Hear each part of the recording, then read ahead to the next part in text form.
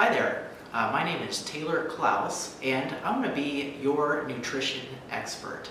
And speaking of that today, I wanted to talk a little bit more about getting to a healthy weight, or for a lot of people, losing weight or weight loss is a huge deal. There's a lot of varieties of ways to lose weight, to maintain a healthy weight, but I wanted to talk to you about one particular strategy that I think will be really helpful in your quest to be healthy. And that is called dietary displacement. And I'm going to talk about it just for a second, in a couple of minutes here. But first, I wanted to relate it to changing of a habit or stopping a habit.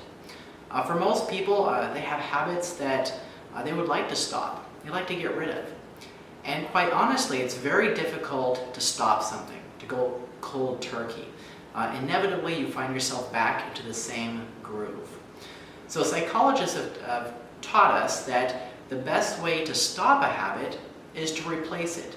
Replace a bad habit with a good habit. It's much easier to do that than the opposite of consciously focusing on some negative aspect. And so the same thing can be related to eating. Obviously, there's good foods for us, and there's bad foods for us, and there's a whole bunch of foods in between. And I really don't like putting certain foods off limits all the time. We never really want to think about certain foods that we can never eat, or, oh, I can't eat that.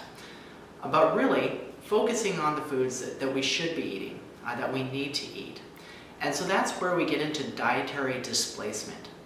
And so what that means is by focusing on those foods that we should be eating first, they're automatically going to take the space of foods we shouldn't be eating. And so we don't have to focus on not eating certain foods, but by naturally focusing on those that we need to eat, that we should be eating, we'll be full. We'll fill ourselves up. We'll give ourselves a sense of satisfaction so that by the time we get around to eating those foods, we are just not going to eat as much of them and may, in fact, just not eat them because we have no desire. So it sounds all great, but how do we practically put that into practice, so to speak? Well, when we sit down to a meal, we want to sit down and focus on lean protein, good quality protein. Maybe that's a good piece of wild fish, maybe that's some chicken, could be some turkey, some ground turkey, something of that nature where we're focusing on that 20 to 30 grams of protein in the meal.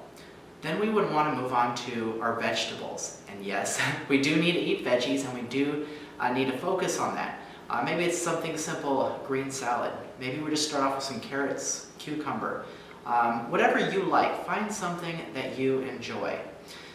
Now by the time you finish your protein, you finish your salad, your vegetables, you're going to be pretty much on your way to filling yourself up and having a satisfaction. So by the time you get down to maybe something a little sweet, your carbohydrates, you're just naturally not going to eat as many. So I hope that's a good tip for you today. It can make a very profound difference if you implement it into your program. It can be a very simple change, but just focusing on food priority, displacing the foods that you don't want to eat, I think can make a very big difference. So thank you for watching. Again, this is Taylor Clouse, and I am your nutrition expert.